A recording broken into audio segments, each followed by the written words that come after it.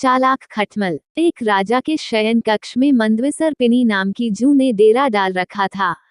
रात को जब राजा सोने जाता तो वह चुपके से बाहर निकलती और राजा का खून चूसकर फिर अपने स्थान पर जा छिपती।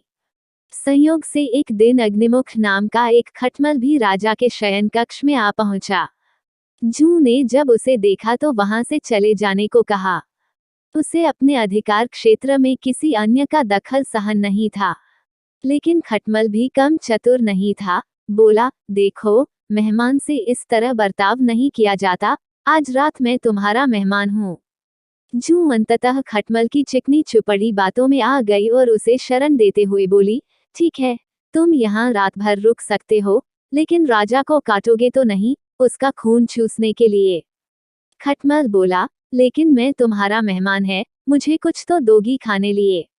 और राजा के खून से बढ़िया भोजन और क्या हो सकता है। ठीक है, जूं बोली, तुम चुपचाप राजा का खून चूस लेना, उसे पीड़ा का एहसास नहीं होना चाहिए। जैसा तुम कहोगी, बिल्कुल वैसा ही होगा। कहकर खटमल शयन कक्ष में राजा के आने की प्रतीक्षा करने लगा।